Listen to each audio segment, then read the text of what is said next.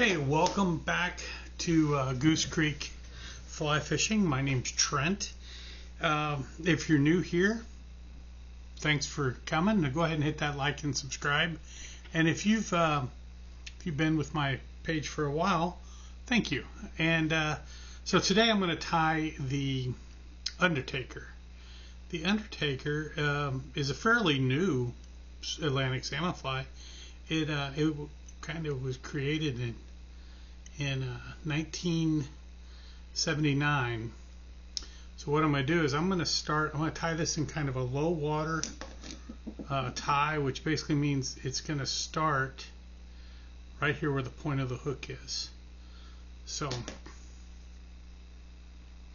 we're going to go ahead and start it right here. And I'm tying in white, and if you've watched me tie other flies, I'm starting off with a white thread because this is going to have a chartreuse green and red segments, and that white will really help that material show up a lot better than if I had a black background. So the first thing I'm going to do is I'm going to put in a silver tag, which is that metal, and this is that two-sided mylar. So I want the silver showing, so when I wrap, so I want the silver to be against the hook. Okay, so let's get that up and out of the way.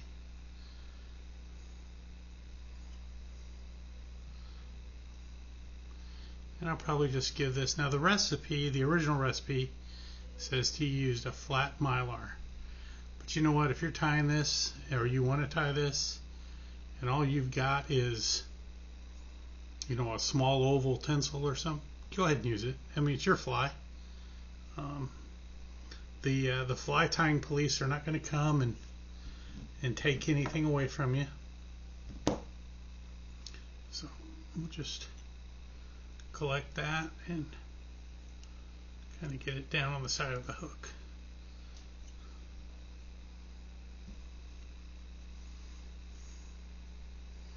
So I just want to build up a little bit of a white base here.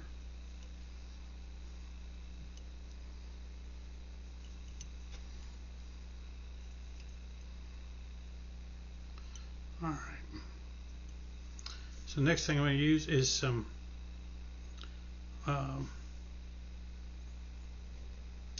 fluorescent green or fluorescent chartreuse material. Oh, having a hard time getting it started. There we go. And I thought I had floss, but I do not. I just have a thread, so it's all right. We'll work it out. So I'm just gonna come up, double it over like so, and tag that down. Now what I'll do is I've got it doubled, and I'm just going to make touching wraps back.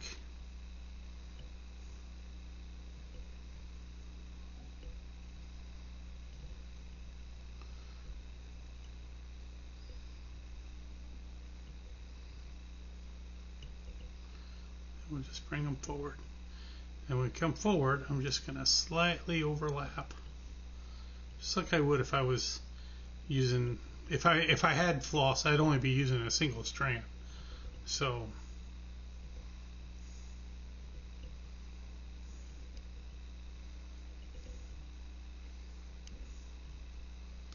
tie that, take that down a little bit, and tie that off.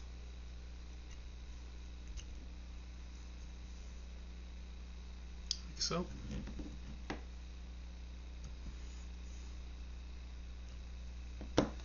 Next we're going to be using some Danville 4-strand floss.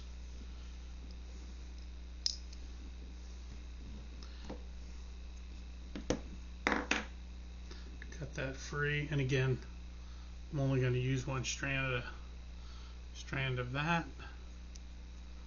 So tie that in.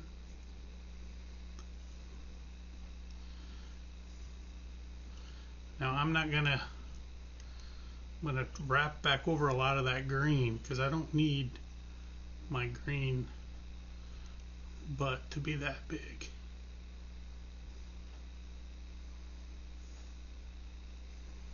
So we'll just come forward with it now.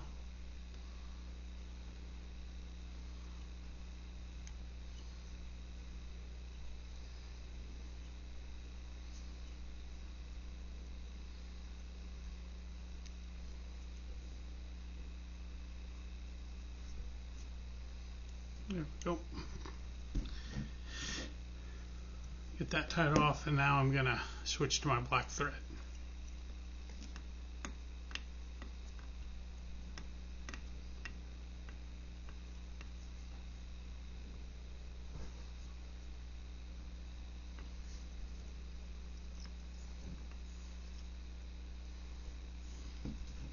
Just take all that up.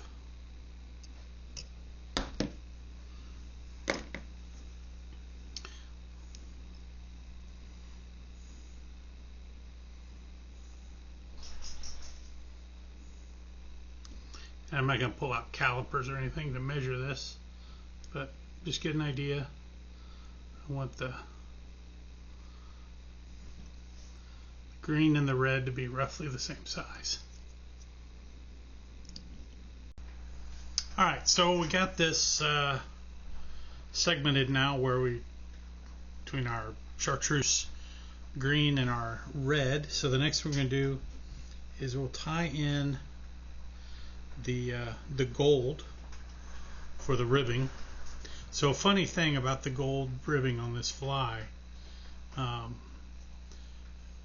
when it was created, the reason they selected the gold ribbing was they were really big fans of the rat patterns at the time, and those patterns use a gold rib, so that's why he used a gold rib. He just liked that look and that aesthetic of that fly.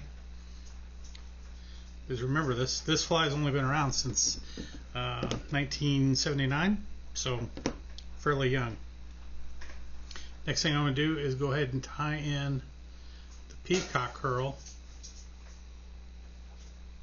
that we'll be using for the rest of the body of this fly.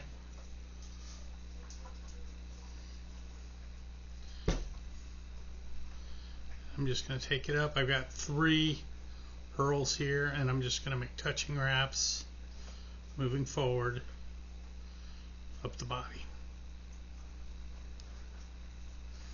You notice I'm going over the top of the hook and towards you.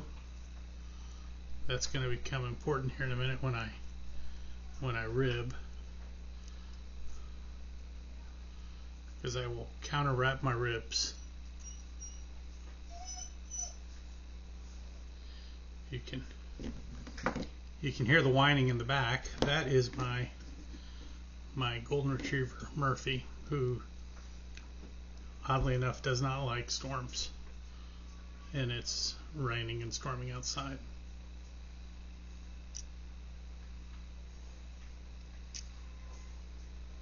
So I just put my hackle pliers on there because my fingers get a little too big to be trying to finish that off.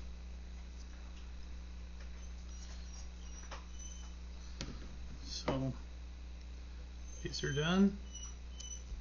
So next thing we'll do is we're gonna rib it. And like I said, I ribbed it. I did the body wrapping over the wood towards you. I'm ribbing it in an opposite direction.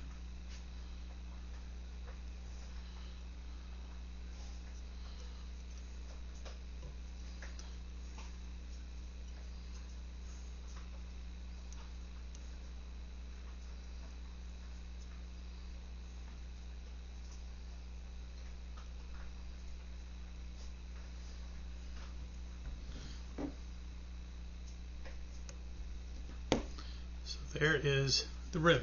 So next thing we're going to do, and this is always kind of a debate, I think, amongst tyers. Do I do the throat and then the wing? I'm going to tie in a throat, I'm not going to hackle and do a pull down throat. I'm actually just going to tie it in underneath. I've also seen this where they just took the wet fly and did a hackle like you would any other wet, and then they tie it in going backwards. So this wing is black bear that I'm using, and I don't really want it to extend past the shank of the hook. So I'm right here, do a quick measurement, cut that hair.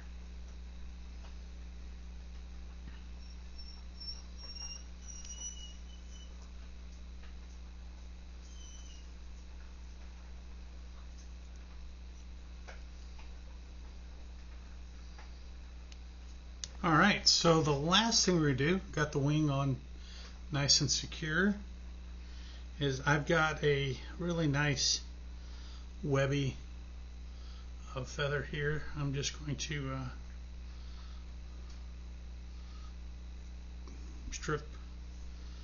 strips a nice grouping off the quill. Now I just got to transfer it. There we go. So I want it, I kind of like my throat on this fly to just go back to about the end of where the peacock is. So something right around there. I'm going to give it a little extra just because I'm going to tie it. It'll flare a little bit.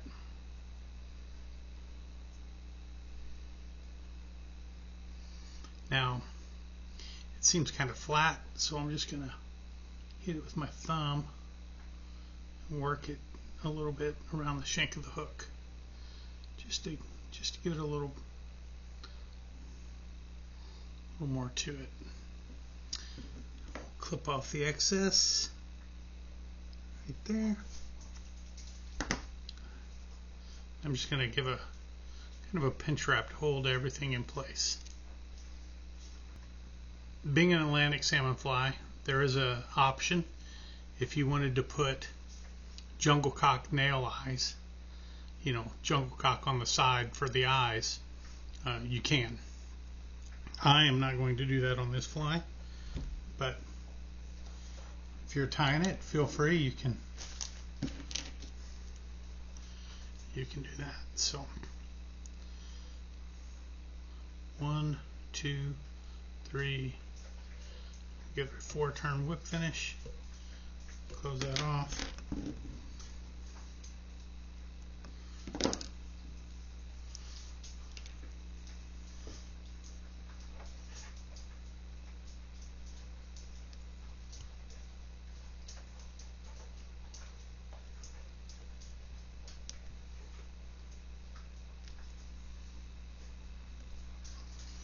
So there we have it. There is the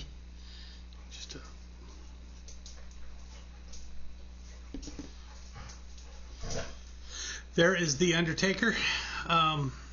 Great fly. I encourage you to tie some if you want to. Even if you're not going to go after Atlantic salmon, they're just a beautiful fly to tie, kind of test yourself on. If you have any questions or comments, as always, leave them below. I'm more happy to hear from you and answer anything you got. And till next time, I'll see you around the vise.